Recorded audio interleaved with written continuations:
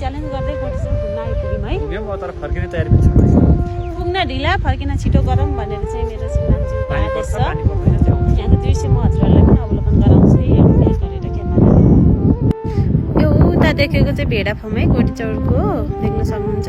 त्यो माथि देखेको बाटो चाहिँ हामी घरदेखि आउने बाटो गोटीचौरसम्म पुग्नको लागि।